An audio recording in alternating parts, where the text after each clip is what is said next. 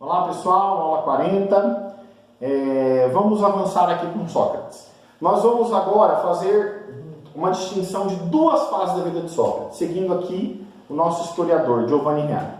Na primeira fase, ele esteve próximo dos físicos, particularmente Arquelau, que, como vimos, professava doutrina semelhante a de Diógenes de Apolônia, que misturava ecleticamente Anaxímenes e Anaxágoras. São filósofos que nós já estudamos nas aulas anteriores.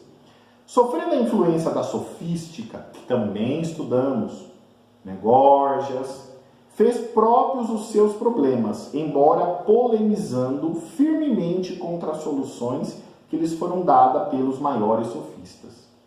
Assim sendo, não é estranho o fato de que Aristófanes, na célebre comédia As Nuvens, representada no ano de 423, portanto, quando Sócrates ainda estava na metade de sua quarta década de vida, tem apresentado um Sócrates bem diferente do apresentado por Platão e Xenofonte, que é o Sócrates da velhice, o Sócrates da última parte de sua vida.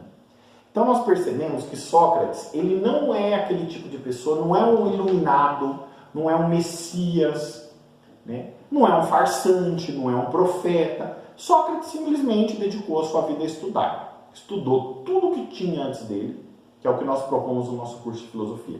O que existe? O que a filosofia já deixou para mim aqui? O que os filósofos que vieram antes da minha existência aqui na Terra fizeram? Então ele estudou os sofistas, estudou os filósofos da natureza, e a partir daí ele buscava refutar, buscava aquilo que eles tinham de contradição, ele mostrava a contradição, e aí ele foi formando o pensamento socrático. Mas como ressaltou oportunamente Taylor, além dos fatos de sua vida individual, os dois momentos da vida de Sócrates têm raiz no próprio momento histórico em que ele viveu.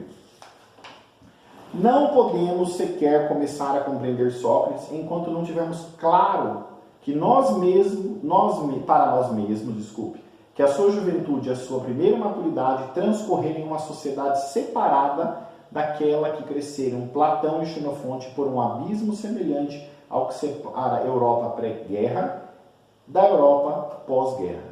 Sócrates não escreveu nada, considerando que a sua mensagem era transmissível pela palavra viva, através do diálogo e da oralidade dialética, como já disse muito bem. Seus discípulos fixaram por escrito uma série de doutrinas a ele atribuídas. Então, é outro mundo, gente. É outro mundo. Hoje, nós temos a preocupação. Se a pessoa escreve uma linha, ela coloca o nome, ela registra, e ai de alguém se citar aquela linha que ela escreveu, porque não deu os créditos. Pode ser processado, vai ter que pagar dano moral, vai ter que pagar lucro. Naquele período, as pessoas produziam muito mais conhecimento que hoje, e elas não detinham o conhecimento como propriedade intelectual. O conhecimento era propriedade social. Então, quando eu conhecia, quando eu criava alguma coisa, eu não me preocupava em registrar, olha, fui eu. Tanto que não tinha, um grande sábio como Sócrates nunca parou para escrever. Nunca se preocupou em escrever e dizer, olha, esse é o meu pensamento, tome aqui a Bíblia do Sócrates. Ele simplesmente compartilhava conhecimento. E quem escreveu? Naturalmente, os seus discípulos. Era muito comum nesse tipo de comunidade antiga ter os escribas.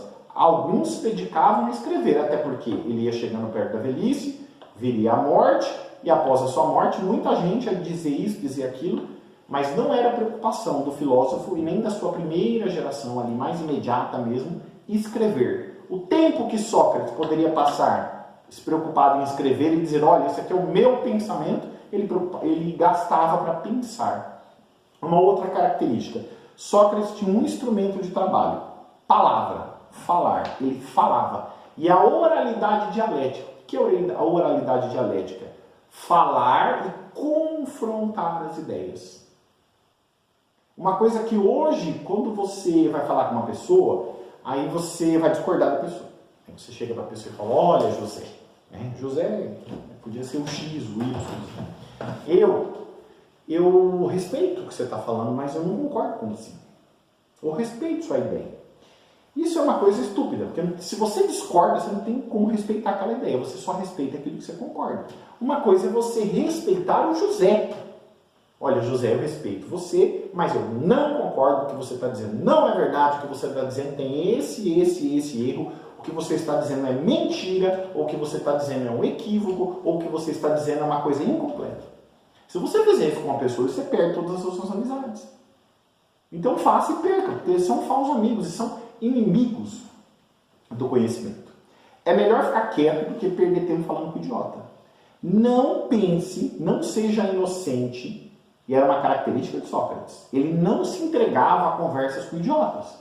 As pessoas chegavam com aquela idiotice, ô Sócrates, quanto que é 2 mais 2? Ele fazia a pessoa dar resposta. Não tem como você se misturar com a merda e sair limpo. Não tem como você se misturar com a burrice, com a ignorância e não perder a sua capacidade de pensar. Então, é uma característica de Sócrates. Ele não se negava a ninguém, mas ele fazia as pessoas subir. Ele não descia e se misturava na lama que a pessoa estava. Subir para onde? Para a altura dele? Não, para a altura da sabedoria. Sócrates era uma seta que indicava, você pode pensar, pensando você conhece, e o conhecimento te aproxima da sabedoria. Então, são características de Sócrates. Para finalizar essa aula, desse modo chegaram alguns a sustentar a tese da impossibilidade de reconstruir a figura histórica e o pensamento efetivo de Sócrates. Por alguns lustros, as pesquisas socráticas caíram em uma séria crise, mas hoje está abrindo caminho, não o critério da escolha entre as várias fontes ou de sua combinação eclética, mas sim o critério que pode ser definido como a perspectiva do antes e depois de Sócrates. O fato dele não ter escrito nada, da primeira geração ter escrito pouco, e aí existia muito trabalho apócrifo, trabalho falso, de pessoas que diziam, olha, eu conheci Sócrates, ele disse isso. Como que você separa o que ele realmente disse e o que ele não disse? Né? Só que Sócrates ele superou esse receio dos historiadores de não saber, de você errar, atribuir uma coisa que ele não disse. Porque ele se tornou um personagem tão significativo que basta para entender Sócrates. Existe filosofia, existe conhecimento após Sócrates, existe a filosofia sofística e a filosofia da natureza antes de Sócrates. Então, um homem dessa grandeza, que divide a história, que marca a história, que marca a descoberta da psique humana, não tem muita preocupação, porque ele é tão grande que por mais que muita gente quis apocrifar, né, ou criar histórias em torno de Sócrates, elas morreram por si mesmas, porque as verdades que ele traz são tão relevantes que elas vão prevalecendo. E a próxima aula nós vamos avançar já no pensamento do Sócrates, o homem e a sua psique. Qual é a contribuição, qual é a descoberta da filosofia socrática sobre a essência do homem? Grande abraço, até a próxima.